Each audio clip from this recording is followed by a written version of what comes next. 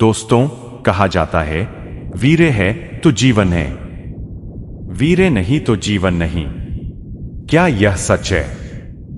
जी हां, यह सच है। जैसे बिना रक्त के हमारा शरीर जीवित नहीं रह सकता, उसी तरह बिना वीर के आपका शरीर जीवित नहीं रह सकता। तो यह वीडियो आपके लिए काफी ज्यादा पावरफुल होने वाला है। इस वीडियो को ध्यान से सुनिएगा और ध्यान से देखिएगा। वीर्य शरीर का राजा कहा गया है और इसके सदुपयोग का नाम ब्रह्मचर्य है। ब्रह्मचर्य ऐसा आचरण है जो सभी को नसीब नहीं होता।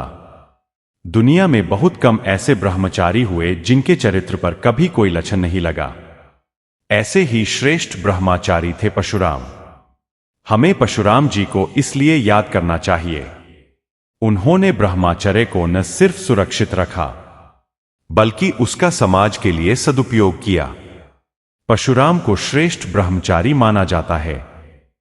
वे भगवान विष्णु के अवतार थे और उन्होंने अपने जीवन का अधिकांश समय तपस्या और साधना में बिताया। वे ब्रह्मचर्य के सिद्धांतों को बहुत सख्ती से पालन करते थे और उन्होंने कभी भी विवाह नहीं किया। परशुराम के श्रेष्ठ ब्रह्मचारी होने के कई प्रमाण हैं। सबसे पहले उन्होंने अपने पिता की हत्या के बाद भी ब्रह्मचर्य का पालन किया। उन्होंने अपने पिता के हत्यारों का वध करने के बाद भी विवाह नहीं किया। दूसरे, उन्होंने अपने जीवन में कई कठिन तपस्या की। उन्होंने कई वर्षों तक बिना भोजन और पानी के जंगल में तपस्या की। तीसरे, उन्होंने अपने ज्ञान और पराक्रम से कई लोगों की मदद की। उन्होंने कई दुष्टों का वध किया और कई लोगों को धर्म का मार्ग दिखाया। अपने ब्रह्मचर्य को तब से जोड़कर लोग वन में चले जाते हैं या आत्म केंद्रित जीवन जीने लगते हैं। लेकिन जो परशुराम जी ने किया वह आज हम सबके लिए सबक है कि अपनी योग्यता का उपयोग हर उस जगह पर जरूर करिए जहां कुछ गलत हो रहा हो। जैसे पूजा कर्म में समर्पण जरूरी है, ऐसे ही सत्ता धर्म में समझ आवश्यक है।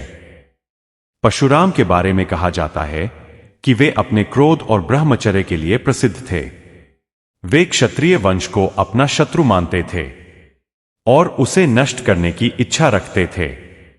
उन्होंने कई बार अपनी भुजाओं के बल पर धरती के सारे राजा मार डाले थे। परशुराम राजा नहीं थे, लेकिन सत्ता का क्या धर्म होता है, उन्हें यह समझ उस दौर के अच्छे अच्छे राजाओं से अधिक थी। उन्होंने यह पृथ्वी ब्राह्मणों को दान दी थी। वे महादेव भोलेनाथ के परम भक्त थे। उन्होंने शिव जी की कठोर तपस्या की थी। शंकर जी ने प्रसन्न होकर उन्हें दिव्य अस्त्र पशु यानी फरसा दिया था। वे कलयुग के 8 चिरंजीवियों में से एक है। ऐसा माना जाता है कि वे आज भी इस धरती पर मौजूद है। वे एक ब्राह्मण के रूप में जन्मे थे, लेकिन कर्म से एक क्षत्रिय थे। परशुराम जी के समक्ष चारों वेदों का ज्ञान पीठ परवानों से भरा तर्कश विद्यमान था। ब्राह्म और छात्र गुण संपन्न यह राशि शास्त्र से या शस्त्र से हर हालत में विजय पाने में समर्थ थे। इन्होंने स्वयं भगवान शंकर से शस्त्र की शिक्षा ली थी और शंकर ने उन्हें अपना एक धनुष उनकी वीरता से प्रसन्न होकर दिया था। जिस पर बाण चलाने वाले सिर्फ विष्णु या उनके अवतार ही हो सकते थे। इन्हीं गुणों के कारण इन्हें ब्रह्मा क्षत्रिय भी कहते हैं। बाद में उन्होंने भीष्म, द्रोणाचार्य और कर्ण को इसकी शिक्षा दी। हालांकि कर्ण की शिक्षा शापवश उसके काम नहीं आई। 4 अच्छे काम परशुराम जी कर गए। जाति भेद मिटाना, गलत सत्ता से संघर्ष करना सिखाया, परिवार की बिल्कुल नई परिभाषा दी तथा आचरण में अनुशासन का क्या महत्व है वह इसी चरित्र ने समझाया था। परशुराम को केवल ब्राह्मणों का मानना भूल होगी।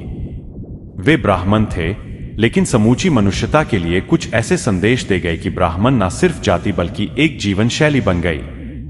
ब्राह्मण जैसी जीवन शैली आज हर उस व्यक्ति के लिए जरूरी है जो अपने मनुष्य होने पर गर्व करना चाहता है और जो सामाजिक राष्ट्रीय जीवन में विशेष भूमिका निभाते हुए उसे कुछ देना चाहता है। परशुराम के जीवन से हमें यह सीख मिलती है कि ब्रह्मचर्य एक महान आदर्श है।